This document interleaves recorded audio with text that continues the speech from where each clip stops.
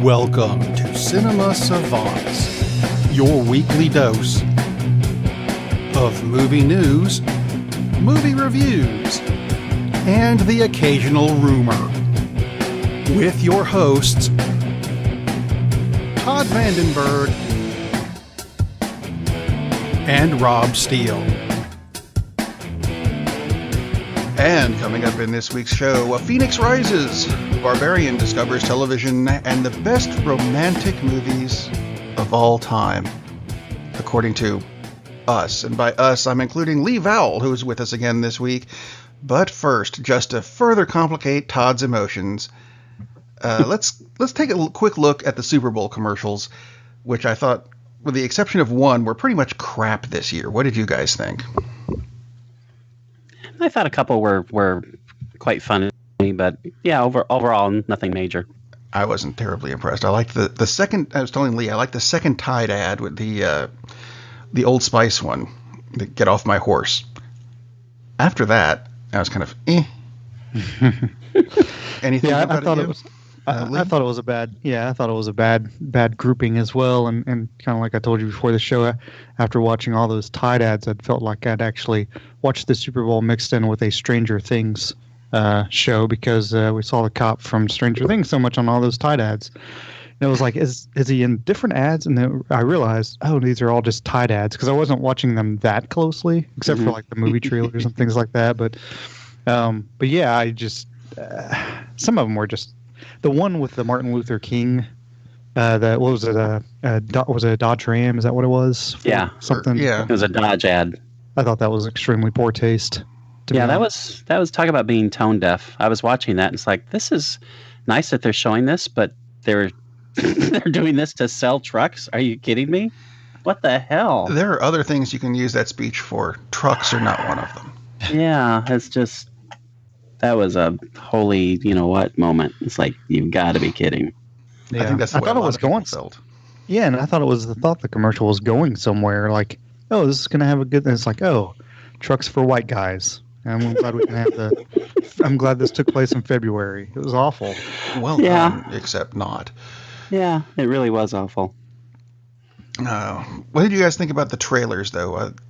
The two that kind of stood out to me, MI6. Or Mission Impossible 6, I guess, because I saw that and went, oh, still have no idea what the movie's going to be about. Not that you ever really do going in. Well, and secrets are stolen, and then the good guys win. I mean, that's what those movies are all about. I mean, they're fun, but yeah, they're not about anything. They're just about Tom Cruise breaking an ankle in another stunt. I mean, and the Superman mustache. Don't forget the Superman mustache. Yeah.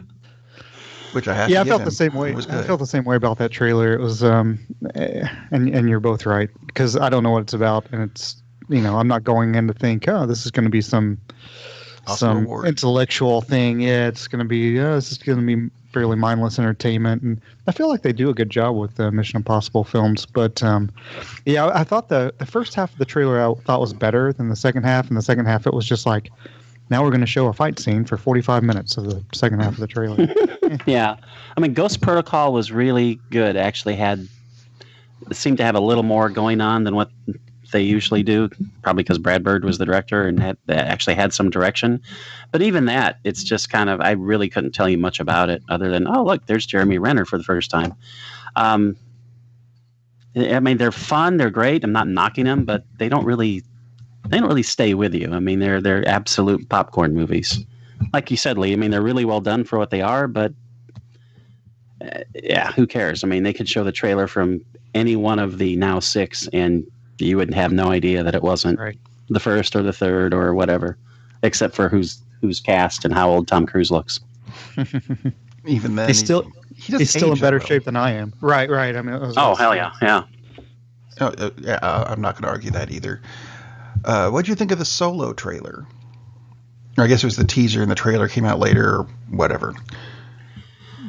I actually thought, hey, this looks like a movie I might be interested in seeing, because when I heard that they were doing a Han Solo, I guess, origin story, I remember the novels, which were brilliant in doing that. And then I heard the movie was coming and went, oh, they're going to screw it up because they disavowed all the novels. But this actually looked like it would be a pretty fun movie to go see.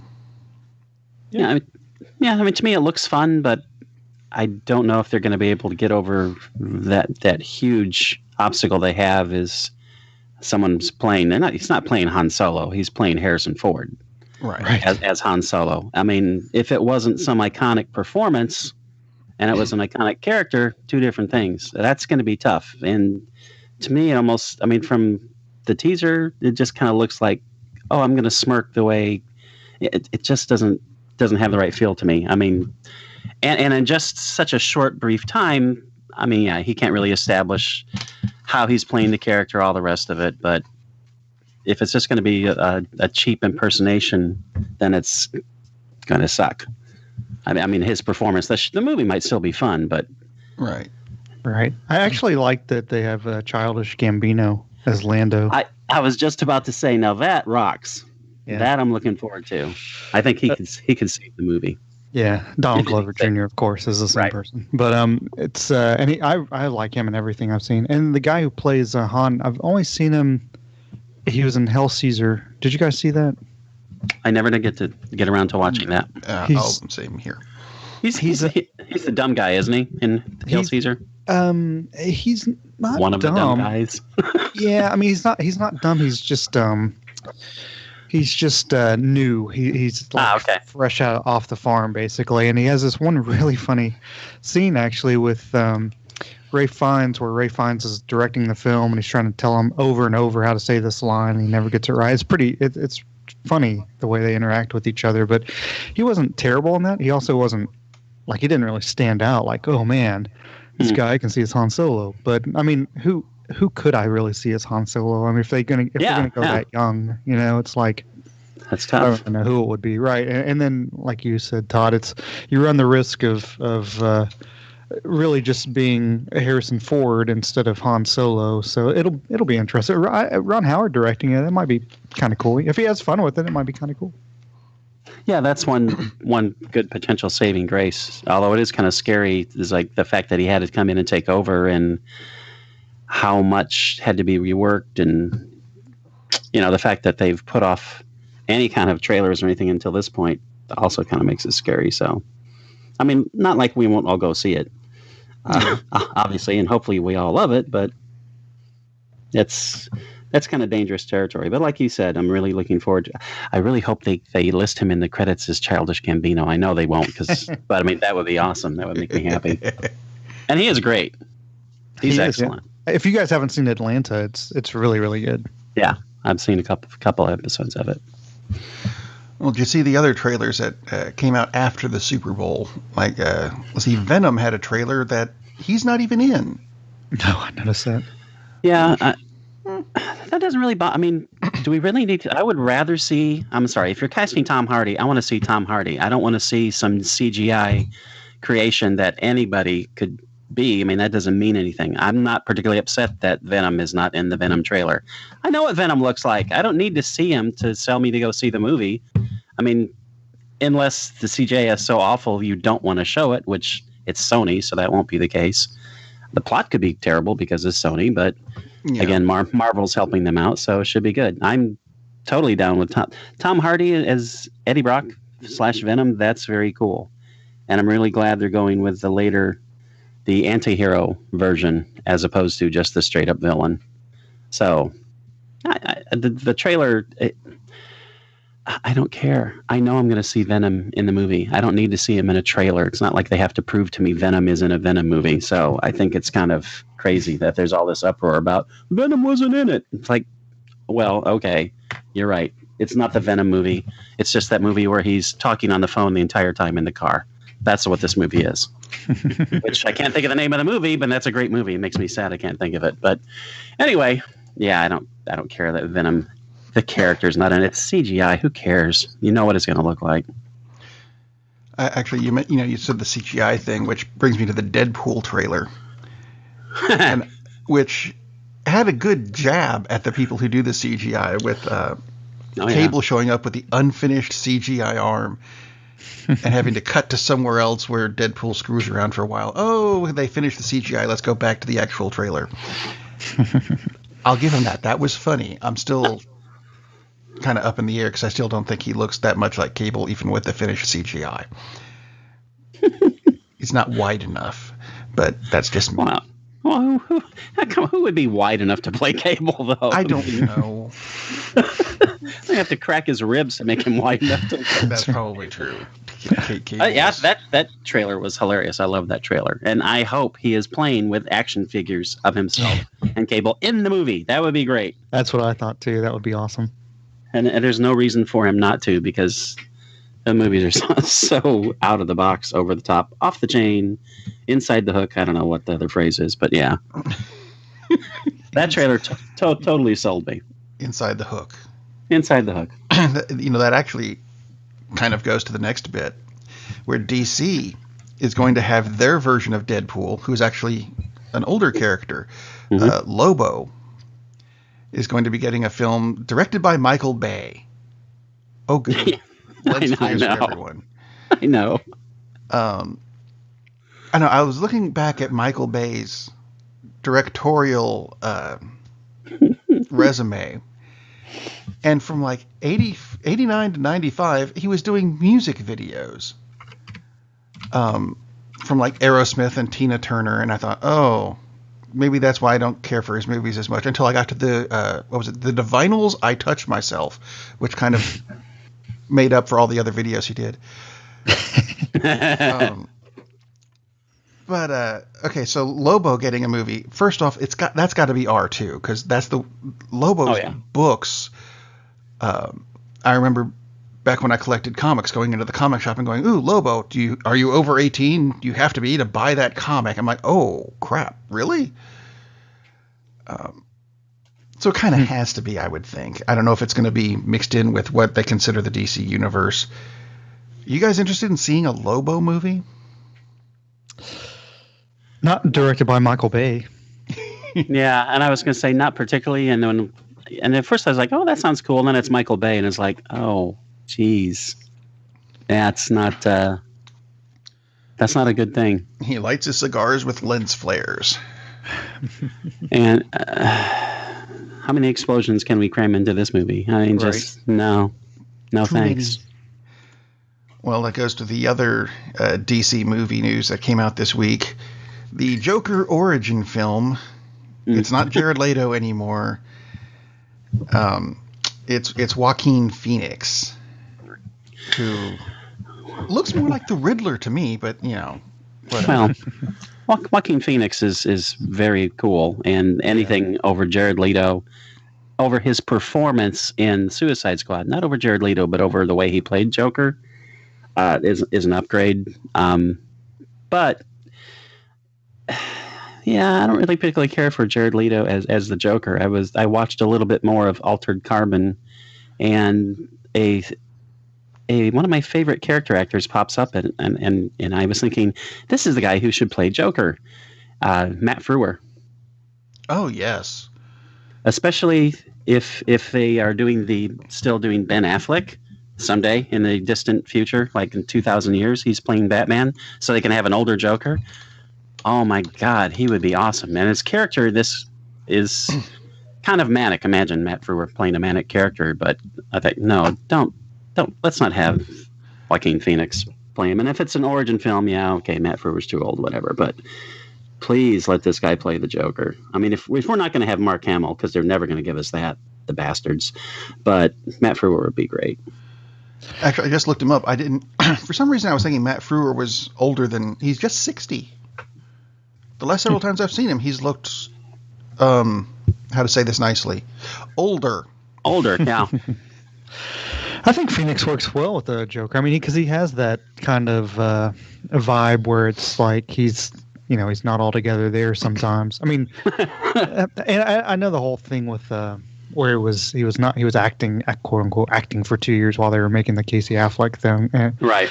Not even including that, but I mean, I think Phoenix is a really good actor, and I think he could pull off the Joker. But Scorsese, I mean, that's pretty interesting. That's going to be a weird film, I think. It is, yeah. We're going to see the first trailer and go, what the hell is this? And someone's going to pop up out of the corner and go, oh, it's a Tide ad. That's right. Yeah. DiCaprio kills everybody at the end. Although, who are we more interested in? Are we more interested in watching Scorsese doing a Joker origin, or in Michael Bay doing anything? Yeah. I mean, even if it's going to be weird, it's going to be. Yeah, exactly. Yeah. It's going to be interesting. I mean, it's just a strange. What a weird thing. It's just, I still can't quite wrap my mind around. It's like Scorsese's doing a comic book movie. It's not who I would have guessed. Yeah. It will definitely be cool. But on the bright side of the comic movie news, I mean, okay, it's not a movie. It's a TV series, but who cares? Jessica Jones is coming back on March 8th. We finally have a date for that. And if it's even half as good as the first one, I'm really looking forward to it. I think it's going to be much more than half, though. Yeah, that's a yay. The trailer looks excellent. And Black Panther, coming soon to a theater near us. Directed by Ryan Coogler, who I'm hoping I pronounced that correctly. And Todd, you said you had something on him that you wanted to talk about, but didn't tell me what. No, just that to prep for the Black Panther film, at some point I'll watch Civil War again, but I watched Coogler's first two films. Actually, probably try to get to watch Creed again tonight. But I mean, his first two movies probably tie in as much to Black Panther, or what he's going to do with it, as the actual Marvel universe. And if people listening, all 17 million, haven't seen Fruitvale Station, you really need to watch that film, regardless of any kind of prep work. But I mean, it has a really good look at the sensibilities of what Coogler is going to be doing with this film, because all the reviews are talking about how this is a different kind of comic book movie, and this deals with serious issues. Not that it's heavy and preachy, but it's just woven through the fabric of the movie.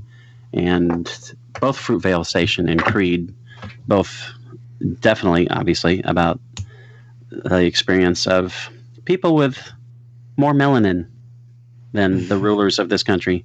And excellent, excellent movies. They are, yeah. Fruitvale Station, not a particularly happy film. Creed is a much happier film. And the one thing that's really stuck to me with Creed, and if people aren't familiar with that, it's basically the son of Apollo Creed, blah, blah, blah. And Rocky comes back and helps him out. But the sad thing about that film is Michael B. Jordan, who is awesome in everything. Except that Fantastic Four movie. Well, he was fun in that. Actually, yeah, I guess he was okay in that too. Not his fault. Never mind, ignore me on that. I think it was a piece of crap. Didn't get a nomination, but Sylvester Stallone did, and Stallone was really good. But again, it's like, oh, let's go for the white guy in a movie about a black character and how he deals with his heritage, living up to his father.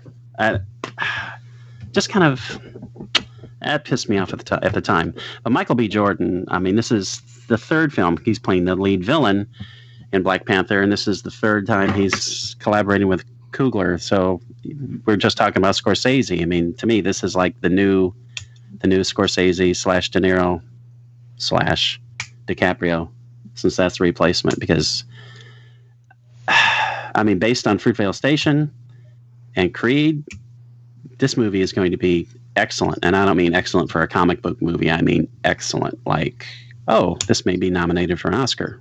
I mean, that's totally my expectation. That's really high expectation for a film. I mean, but Coogler is, like you said, Creed and Fruitvale Station are both fantastic films. So if anybody hasn't seen them, they should do it after the show immediately. But yeah, I mean, it's exciting to me when you have he's only 31, I think. Coogler is. So it's always exciting when you have a young director who seems to have total control over what his films are supposed to be in the first place, and then does a film like this. I think it only should portend good things for Black Panther. Portending is good. Moving on from Black Panther a bit, I meant to bring this up when we talked about the casting thing with the two young the actor who's young for a role and too old for a role. Here's a young person that doesn't make sense for this role. Matt Smith, who previously played Doctor Who 2 regenerations ago, who still looks like he's freaking 12, is scheduled to play Charles Manson in a biopic. Does that? But isn't he playing Manson, a younger Manson? Well, he'd kind of have to, I would think. Yeah, but I mean, I've seen Matt Smith. I saw Matt Smith in Doctor Who. I've also seen him as Prince Philip in The Crown. I know. I hate typecasting people, and that's actually exactly what I just did to Matt. Sorry, Matt. But I think he does a really good job. As much as I hate British royalty, I think he does a really good job with Prince Philip, and I think it actually could transpose over to a Manson character fairly easily. So I think he could play the role, but I think you're right. It just depends on the age. But my feeling was it was a Manson film that was actually late 60s. I thought is what the character. I may be wrong about that. Surely it's not going to be Manson. Maybe he'll flash forward and it'll be a different actor. It's not today because he's kind of dead. No. I mean, I don't think they're showing his prison years. In the 80s. I think what's the point in showing that? We've Right. already got how many prison movies and TV shows? Not enough. No, well. Yeah, I mean, it wouldn't make any sense to show him in prison because there's not much of a story there. It's like, hey, Charlie, how you doing? Hey, and he utters some epithet, and they keep on walking, and they go back to the next scene. So, yeah, it's got to be a big day 2 credit on the screen. Yeah, day 3. No, I've never cared for Matt Smith at all as Doctor Who, but the other things I've seen him in, like you mentioned, is playing Prince Philip. He's very good. I think that's a very interesting casting. And of course, he'll absolutely sound like he's from California because he's British. So they'll do this with no problem whatsoever. It's infuriating, but yeah, I think it'll be pretty compelling and scary and weird. And I'm actually I'm not sure that Charles Manson is actually the main character in the film either. Yeah, it doesn't sound like it. Yeah, it sounds like it's the 3 ladies, and then some more. So, yeah. But yeah, it does look like it's just from what I can view, it does look like it's he's a younger Manson. They have a photo of him, and actually did a pretty good job with because Matt Smith doesn't look anything like Charles Manson, but they did a good job of making Smith look like Manson. Well, so. That's what makeup's for. He does cover up that swastika on his forehead with makeup, so it's on his neck. Actually, I've kissed him there. I mean, I've seen it there. So. Wow, how to move on from that? Okay. Yeah, segue from that sucker. Yeah, Amazon. I don't know how that's a segue. Amazon Studios is supposedly working on a TV series based on Conan the Barbarian, which I thought we already had. Didn't we already have a Conan TV series that flopped horrendously around the same time that, what was it, Hercules and Xena were around? Probably. I don't know. Mm-hmm. How can you tell? I don't know anymore. So what do you think about Conan getting a TV series? Because we had the James Earl Jones movie, which everyone loved, and the second movie, which some people liked, and the third one, which Jason Momoa liked. Yeah, he liked it. I don't care at all. I don't. Yeah, Conan the Barbarian TV show. Yeah, I don't really care about but I didn't know James Earl Jones ever played Conan. That's interesting. That was really good, actually. How about the multiple Star Wars TV series that are on their way? And this is back to, I know it's jumping ahead a little bit later, but the Disney streaming service, that's who's going to have the Star Wars series, right? I think they're going to have. That's what I've read. Yeah, at least one of them, but yeah. Okay. So, I mean, if they do as good a job as they have with the films, which they won't, because it'll be some. From what I understand, there's no R-rated stuff on the Disney streaming service, so there's probably going to be no, I don't know, titillation with a Star Wars series. So they're probably going to be just like any other Disney series. So it'll be like, oh, great, this is made for populace and has no edge to it and is not very good. they're going to be on the Disney streaming service. And let's go ahead and get that out of the way. The service, which is supposed to start in the fall of 2019, supposed to have TV series based on High School Musical, Monsters, Inc., as of yet untitled live-action Marvel series, a Star Wars series, and films including an inexplicable remake of Three Men and a Baby. That's all. With the scary kid in the curtains. Let's not. Exactly. And then live adaptations of The Sword and the Stone. I suppose I'm with that. And Lady and the Tramp, which there's a CG movie. Yay. There's nothing on this that makes me go, ooh, I've got to see this. But I'm not in the demographic they're going for. No, I'm hoping they make Lady and the Tramp as live action, and Patton Oswalt wears a dog costume, and Kate McKinnon wears a dog costume. That would be fun. I would totally watch that. And they probably would do it. They probably would. Oh, they'd probably do it for free. They're probably doing it this weekend, just for the hell of it. Wow. So, I'm looking forward to the spaghetti scene.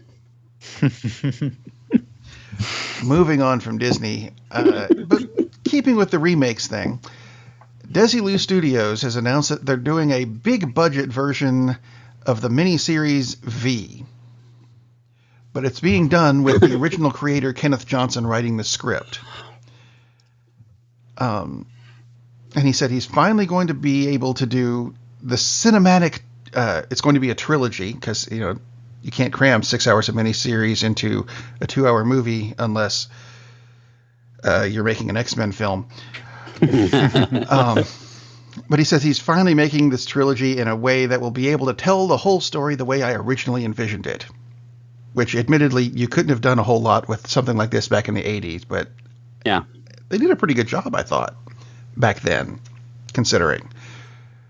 Would you guys want to go see a V movie?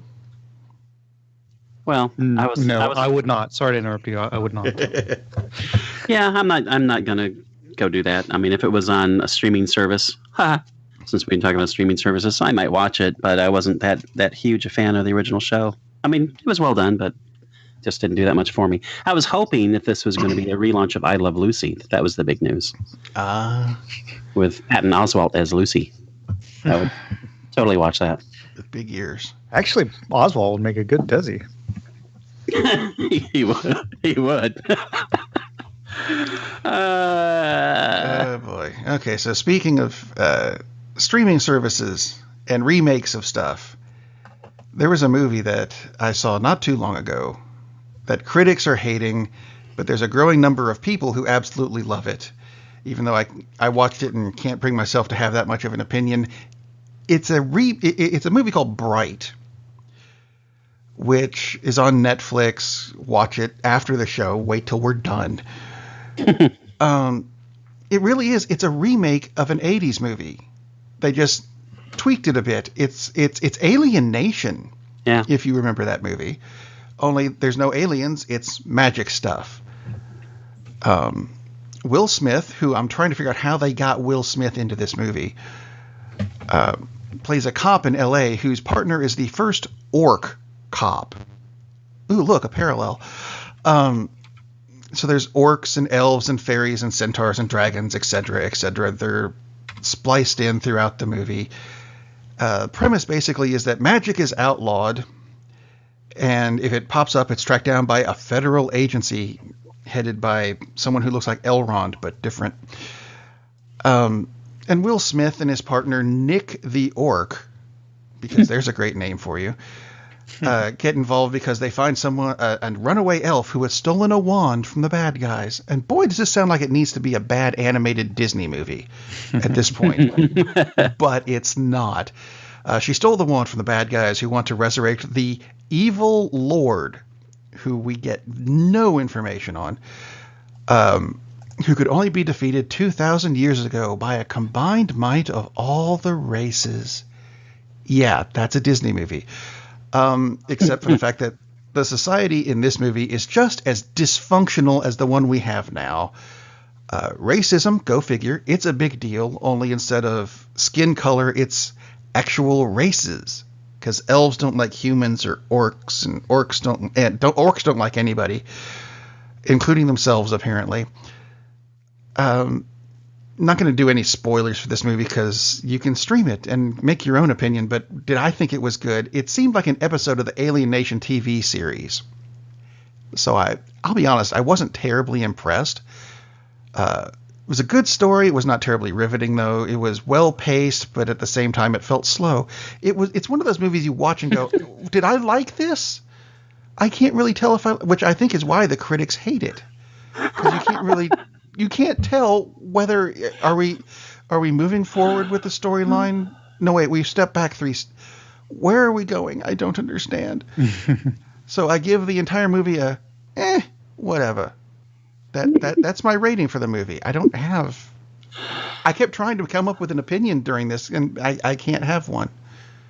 That's how I felt about it too. It's not terrible like the critics are saying, but it's also not good. It's just kind of there. Man. I mean, weird.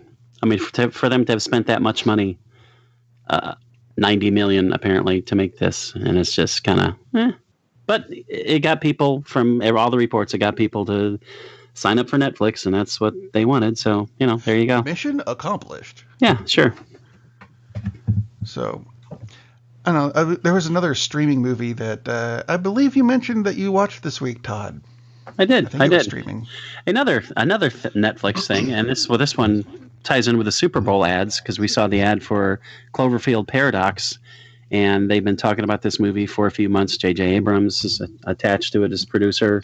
And, of course, it continues the very loosely connected films Cloverfield and 10 Cloverfield Lane. And it's like, oh, here's the third movie in what's not really a trilogy at all. And suddenly, instead of a theatrical release, Netflix has it. Oh, and by the way, you can stream it right after the game.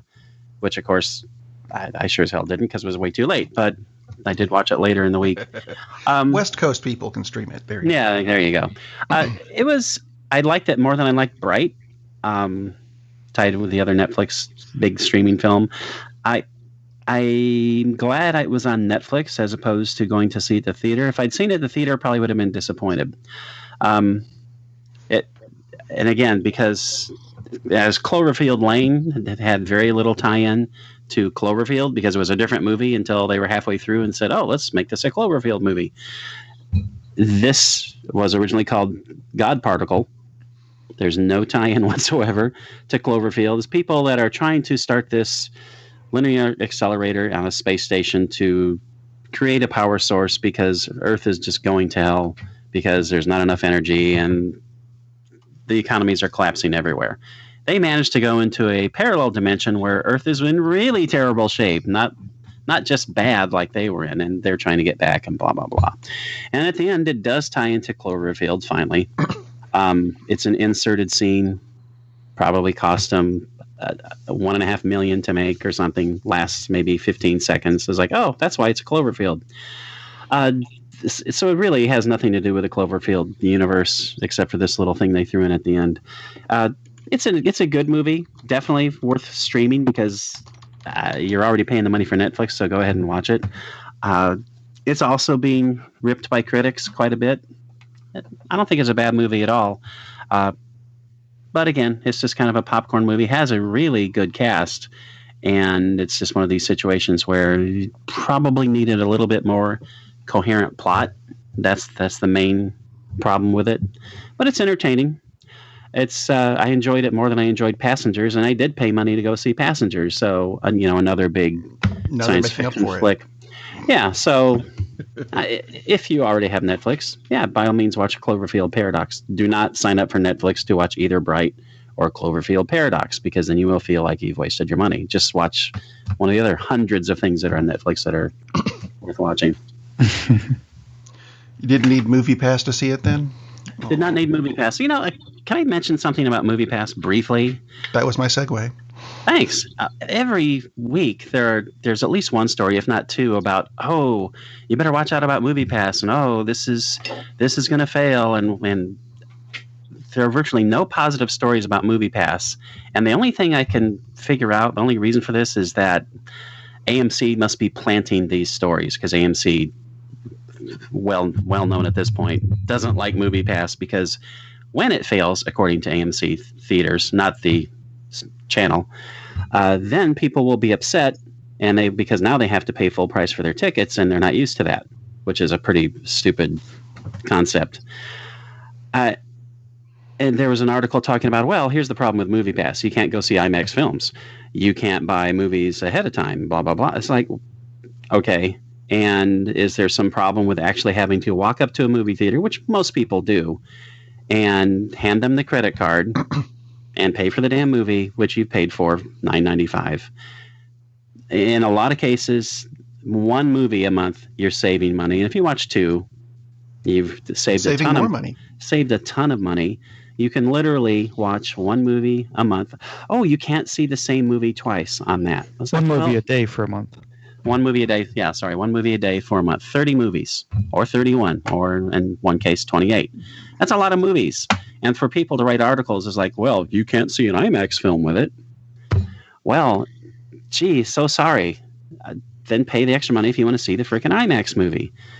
It's unbelievable that this is basically getting shredded in the media every week about what a terrible concept this is and how this isn't going to work.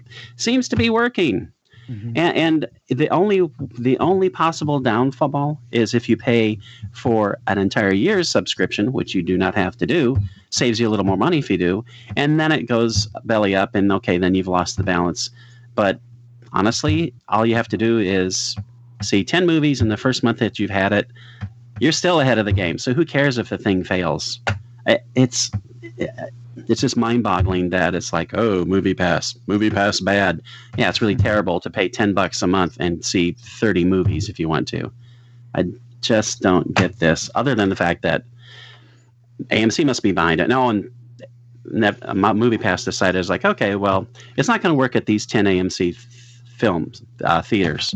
And there was an article about that. Oh, they've canceled it with a lot of AMC. No, 10 out of, I think, 2,500 theaters. 10, because those were higher priced theater chains. Well, okay, that kind of sucks, but it's not like it's not good in really, AMC really theaters. big cities. Exactly. It's like Los Angeles, New York, and I think maybe 2 other cities. And it was just a few theaters in those cities. And they act like, oh, look, they're backing out from their agreement with AMC. It's like, no, they don't really want to just cover the cost of a $15 ticket. Makes sense to me. That's one way they may stay solvent, by not covering the cost for something that's extremely expensive. So shut up with your horrible anti-MoviePass crap. Just, geez, man. Why would anybody not want this to succeed? Makes no freaking sense. And of course, you didn't need MoviePass to see the movie Lee wants to review this week, because it's old. That's right. It's old like me. MoviePass. It seems like the people who like it are the people who are regular people like you, me, and everybody else who save money doing it. Yeah, it's kind of a crock. I don't live in New York. It'll work at my theater. Yeah, and it's funny so Tinseltown here in Oak Ridge is not an expensive theater. I mean, it's a regular price theater, but they show ads before every movie. Hey, you can spend $8.99 and get a discount on a ticket. So the next time you buy a ticket, it's only $8.99. I'm like, that's more than what I'm paying now for the movie. It's like, are they watching what they're putting before the films? It's ridiculous. No. And I was thinking, is it $8.99 a month like MoviePass? No, it's you pay $8.99, but you still pay $8.99 for a movie. It's just ridiculous. So anyway, yeah. So I've always loved foreign films, and I know a lot of people try to, or they stay away from foreign films because they just have to read during the film. And there's a lot of times, unless it's just a very talky film, and there's not a ton of those anymore, you really aren't reading that much. And I believe it's the director that I cannot think of his name, but he's the best director probably in the world. He's made the most money in the world. Michael Bay. Michael Bay, yes. That's what I'm talking about. Thank you. No, it's guy who directed Jaws. And in the Spielberg, yeah. Spielberg says if you're watching a film, you can tell it's a really good film if you turn the sound down and watch it and you still know what's going on and you still enjoy it. Because that's really what you're watching in a film. You're watching the film instead of listening to the words necessarily. They all go together sometimes. But anyway, No Man's Land is a film that came out in 2001. Basically, it's a fairly simple structure of a story because it's one soldier is from Bosnia. It takes place during the Bosnian War. One soldier is from Bosnia, another is a Serb, and they end up. There's a trench in the middle of this big field where they're fighting each other, but nobody goes into the field. It's almost like World War I, where they can't go over because they'll be shot. So anyway, it's dark and they're trying to crawl. One of the groups is trying to crawl across the grass, ends up in this trench. The other group basically ends up the same way. So you've got two soldiers on either side in this trench, and there's another guy in the trench that has been booby-trapped. He's alive, but he's booby-trapped. He's lying on his back, and he has a jumping mine. So if he rolls over, the mine jumps up and explodes and kills everybody. So those three characters. So the whole point is these two guys on opposite sides, even though they never like each other, they have to learn to not kill each other because the other guy will just roll over and blow them up. So it's a really simple. It's a parable, basically. It's not an actual thing that happened during the war, but it's just showing you how both sides really need to get to work together and make the world a better place in a way. So what happens is, the twist is that at the end, the media finds out about it, and so does the UN. And Simon Callow is a British actor, if you guys know who he is. He's been around forever. He is he's over the UN troops, ends up doing something at the end, basically to spin the story so that the UN looks better. So it came out in 2001, but it's still so fitting in 2018 because all we do is spin stories, especially in the United States. So we don't really know the facts about what happened, and you don't know the facts in the story unless you're there with the people in the trench. So it's just a really, really good film. I think I watched it on Netflix. There is some English spoken at the end, so if anybody doesn't want to watch it, there's a little bit of English in it. But the acting is phenomenal. The directing is just great. I'm gonna not do justice. It's Danis Tanovic was the director. He's directed other things. I've watched a couple of them. Really, really well done film. Doesn't try to do too much. It just is what the story is.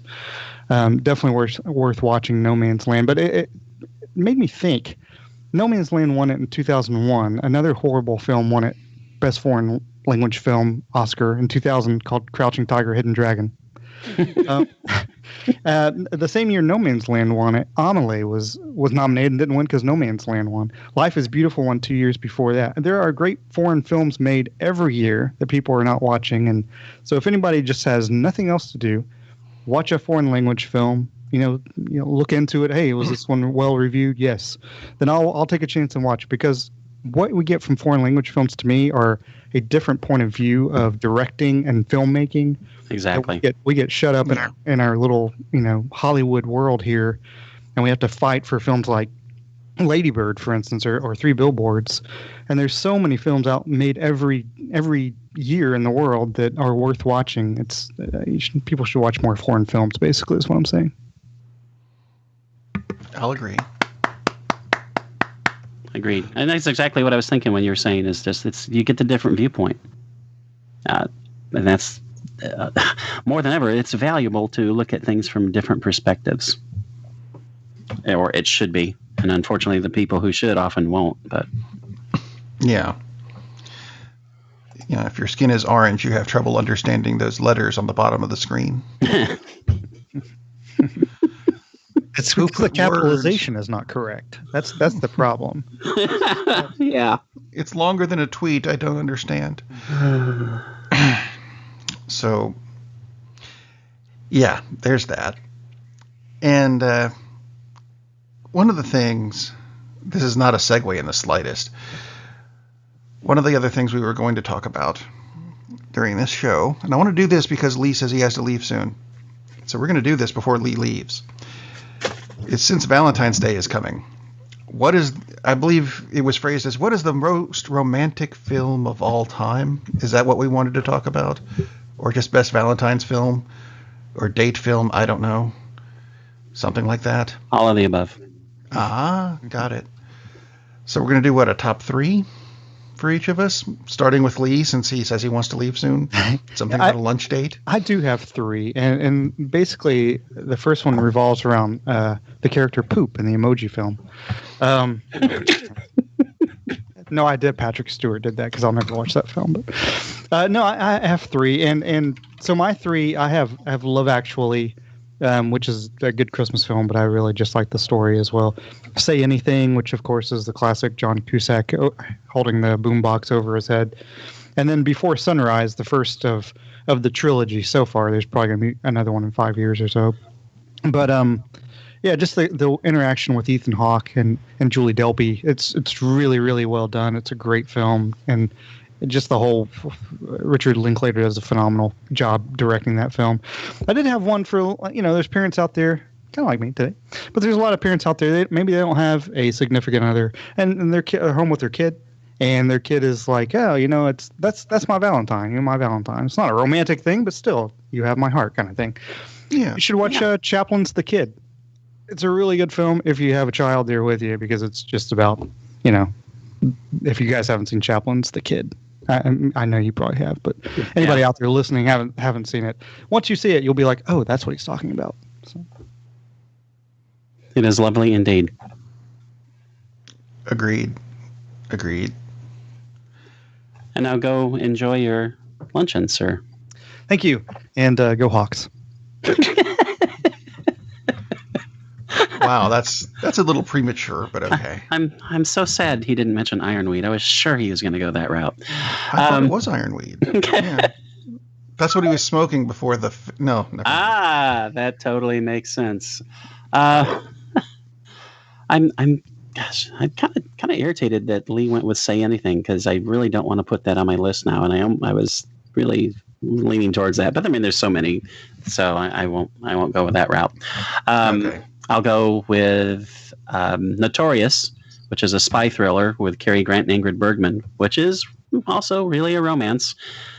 She is forced to marry a suspected Nazi, and he is a secret agent who is trying to figure out what's going on. And they're not supposed to fall in love, but they do. It's a romantic espionage thing by Alfred Hitchcock. It's awesome. I will go with... No, I'm not going to go with Manhattan because that's gross. Yeah, actually, you know what? I am just going to go with Say Anything. Okay. It's a great romantic film, and John Cusack is awesome.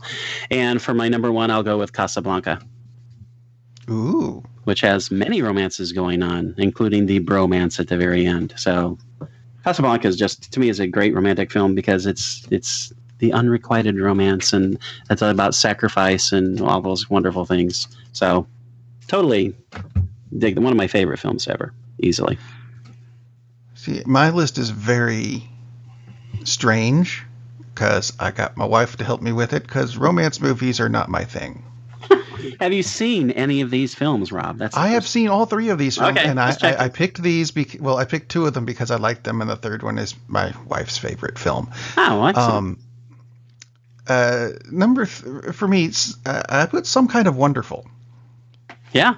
Which I really liked that film. I remember liking it when it came out in theaters, which was even before I met my wife. Ooh, I'm going to interrupt for a second. I'm changing. I'm changing. I just realized I'm taking up Say Anything because I really like it, and I'm putting in 10 Things I Hate About You instead. Okay. Back to you, Rob. Right. Some Kind of Wonderful. The guy has crush on girl, but has girlfriend, not girlfriend. There's a space in between. Ends up realizing, girlfriend should be girlfriend, and girl I really like should not. Anyway, good movie. Go see it. Or it's probably on Netflix. I would think it would be. Number 2, one of my wife's favorite movies, Breakfast at Tiffany's. Yeah. I'll be honest, I've watched it. I haven't entirely gotten the romance part of it. A lot of it it didn't make a whole lot of sense to me, but she says she likes it and it's a great romance movie, so fine. I'm putting it on my list because I don't want to sleep on the couch. Well, she's right. It is a great movie, and it's a great romance film, and it's Audrey Hepburn. I mean, geez, Oh, man. well, yeah.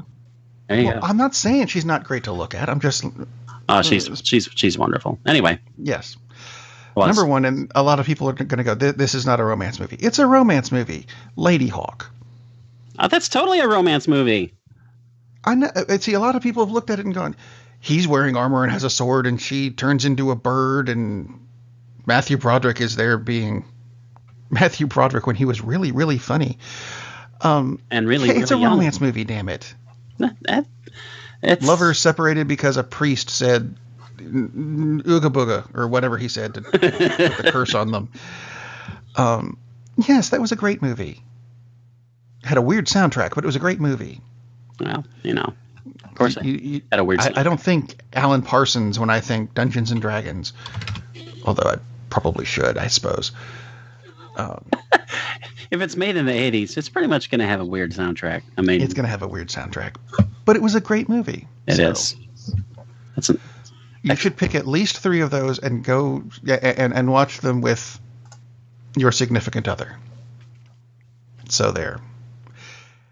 As opposed to, and I guess I'm going back to movie news a bit, as opposed to the Emoji Movie, which no one should see, and is apparently responsible for Jordan Peele no longer acting. He did an interview this week where they said, and I'm not going to quote this because it would turn into, I'll beep out naughty words. This would turn into Morse code if I actually read this quote. He said he was actually offered the role of Poop in the Emoji Movie, and he said, "Man, that's a bit weird. Let me sleep on it." And the next day, he called back and said, "All right, what do they want?" "No, we gave it to Patrick Stewart." "Well, fine," and he quit acting after that. That is his quote in paraphrase form. So yet another reason to hate the Emoji Movie, because I liked Jordan Peele. I thought he was funny. Now he's going to do directing, and he's done a good job of directing so far. So, hey, keep it up. Methinks. he'll be Let's back. see. Oh, he will be. And I have actually only got one story left, and it's very short and stupid. Do you have anything else to throw into the show? Because I know we've lost Lee. We like short and stupid. Short and stupid. Something to end the show with then. And it comes from CBS. Actually, CBS News. And you can look this up now because it's still on the CBS News website. It is it's about the Oscars. And they put up a slideshow of what they're calling the worst recent movies ever nominated for a Best Picture Oscar. All right. And you know what? I'll probably agree with a lot of them that they should not have been nominated. But here's the problem with what they've done. And this may change by the time you're listening to this. So I'll take a screenshot or something and put it on our website, cinemasavants.com, where you can subscribe to the show on iTunes or the Google Play Store or YouTube even, which I suggest you do. They have this slideshow showing movies like, Rain Man and Fatal Attraction, and I don't know what this one is. And see, that's the problem, because none of these are labeled. They're just pictures of the movies without telling us what the movie actually is. Oh, that's weird because I'm out on the site and slideshow's working. I mean, it's showing the movies. I mean, It's showing them, but it's not saying what they are. No, it's showing the titles. I'm meant on the side on the. Oh, you get the titles now? Because all I have is "and the envelope, please." Oh, they fixed it, the bastards. Now that I've made the story and started it. Seriously, I just refreshed it just now, and it's doing it. At the beginning of the show, it wasn't. Although there is a picture, and I'll take a screenshot of this. There's a picture of Mel Gibson in Braveheart, and it's listed as Good Will Hunting. Oh, that's awesome. Oh, no, I retract that. Now they're all Good Will Hunting. Well, see, mine's There's working. Rain Man, Good Will Hunting. There's Nick Nolte and Barbara Streisand, Good Will Hunting. You have issues because mine's working. Yeah. See, the difference is mine has an ad for Battle Pope. So that's probably why mine's working. What? That's what the ad that popped up was for Battle Pope. Battle Pope. I have no idea why they thought I would want to purchase Battle Pope for 99 cents, but they thought I wanted to. The comic book? Yeah. I'm not. This is a terrible list, and I don't mean it's a list of terrible movies. It's a terrible list. I'll agree. Worst recent movies ever nominated for As Good as It Gets. No. Rain Man. No. Mississippi Burning. Hell no. No. What is the one with Nicole Kidman on top of John Cusack? I think that's John Cusack. Haven't gotten to that one. One other problem with this is it's a slideshow and it's 31 slides, so they can serve you 31 ads. Shame on you, CBS News. Maybe it's my ad blocker getting in the way again. Yeah, it could be. But that's kind of, I think, reprehensible. That because there's a picture of The Help and it says Good Will Hunting. CBS News has a 31 Scent of a Woman, Good Will Hunting. Screen. Reminds me of my friend who first got into I'm not going to say who he is. He got into BitTorrenting back when before it was completely illegal. Lee. And it was very odd that he said that half of the movies you could get were labeled as, this is The Matrix, this is Good Will Hunting, this is Field of Dreams, and they all turned out to be Fight Club. So you don't know why. So he got to watch Fight Club like 15 times. That's fun. A lot, yes. Life. Oh, that would piss Lee off majorly. Life is Beautiful, listed as one of the worst films. Ghost, Good Will Hunting. Tom Hanks teaching martial arts to a kid, Good Will Hunting. I still haven't found the picture you're talking about. This is just a terrible. If you go by the drop-down menu, which works, it is the 12th picture between Helen Hunt and Jack Nicholson in As Good as It Gets. Good Will Hunting, damn it. As good, and before Rain Man. Come on. At least on my list, which is probably in a completely different order than your list. You can work. Because there doesn't seem to be an order to it at all. No, there's no order to it. No. Come on, work. Click. Now it's Click, damn you. Now it's stuck. Oh, there. Oh, Moulin Rouge. That's Moulin Rouge. Yeah, it's Moulin Rouge. It's Ewan McGregor. It doesn't really look like Ewan McGregor, but it looks like John Cusack. Yeah, it looks more like John Cusack, but which is also. See, that's a movie that I've only heard from The Other Room. That's because my wife and the kids will watch it occasionally. I'm like, oh god, they're watching it again. That's a really good movie. That's very good. This is just who wrote this? I mean, I know it's on CBS News, but this is written by someone who doesn't like movies. Basically, I'd be curious to see what the list of good movies are, because this is a crap list. Holy. The Emoji Movie. Yeah, I'm sure the Emoji Movie is on here. I'm sure it is. They have terrible taste in films, basically. I mean, there are a couple in here that are kind of like, yeah, okay, maybe.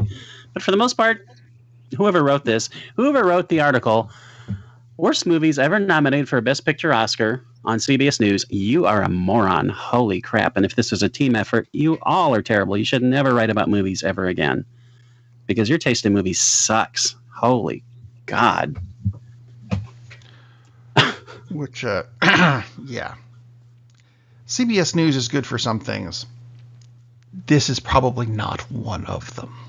Yeah, this is why orange people say it's fake news, because this is just opinion, but it's terrible opinion. And it's terribly constructed. Really? You're serving up 31 ads so I can read your horrible, god-awful crap list? They get money out of it. Yeah. And that's what it's all about today. It is indeed. But MoviePass is good on CBS. No, it's not. Forbes has a similar thing. I'm going to see what Forbes comes up with, because Forbes, which apparently a couple of the writers for Forbes really hate Star Wars, because they wrote so many negative articles about how The Last Jedi is not making as much money as it's supposed to. Wow. Yeah, just crazy. Made more money than you're ever going to. Shut up.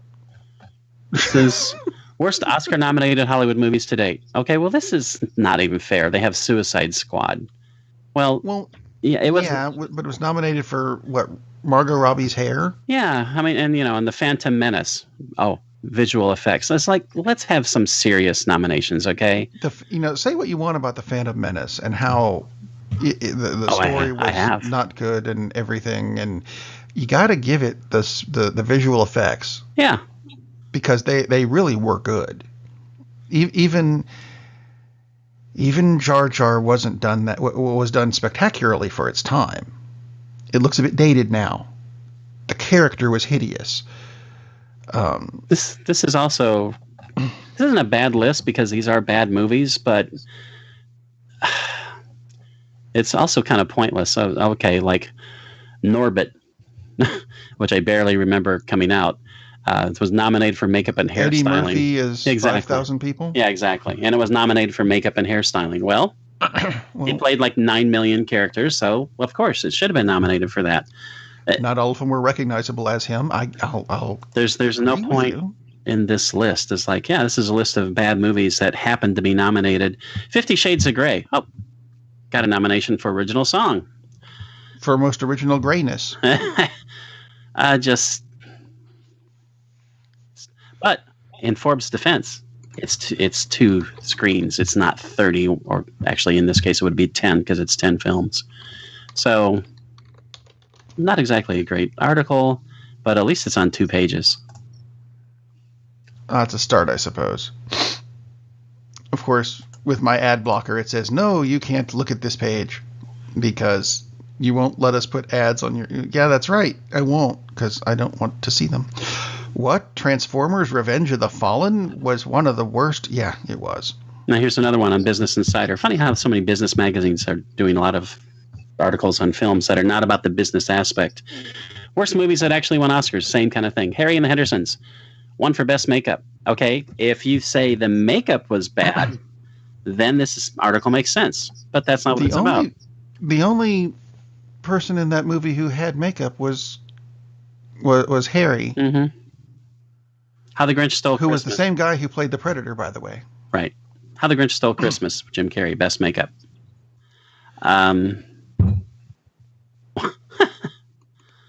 What was his Kevin Peter Richardson? Is that right? It sounds right. Sounds there. So do you remember a TV show called what was it called? The Misfits of Science. Yeah. He was in that. Yeah. He was in that without his makeup, and I had it was a long time before I realized, wait, Kevin Peter Hall. There we go. There we go. Who died, by the way. It's very sad. Mm-hmm. Did not know he was the Predator or Harry until IMDb came out. And then I said, I wonder what he looks like without his makeup. Holy crap, that's dude from Misfits of Science. I never knew. I liked that show. See, there's a show you can remake because it was only on for like half a season before one of the main characters died in a plane crash, which is why we didn't get a season 2 or season 3. There's something to remake, I think. There are lots of things to remake. Well, yeah, no, but something we might be interested in seeing. Since you brought up remakes, I watched a film called Hero, which is on Hulu.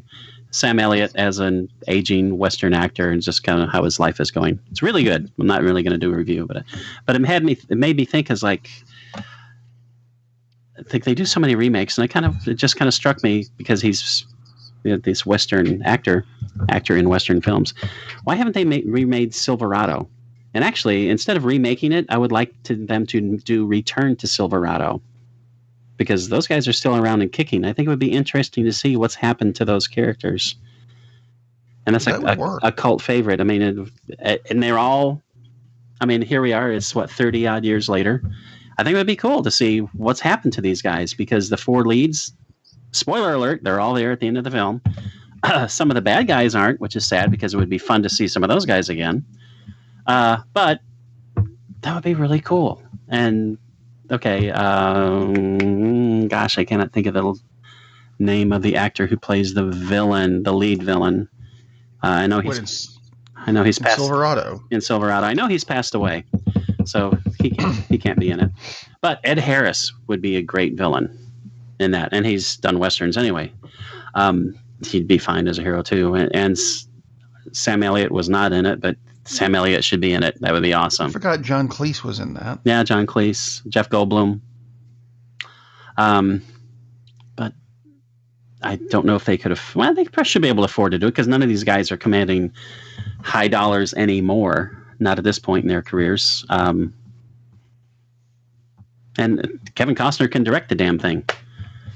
Sure, why not? I mean, because, like we said, he has done some excellent work as a director, but that would be neat. I'd like to see Kevin Kline, Kevin Costner, Danny Glover, Scott Glenn.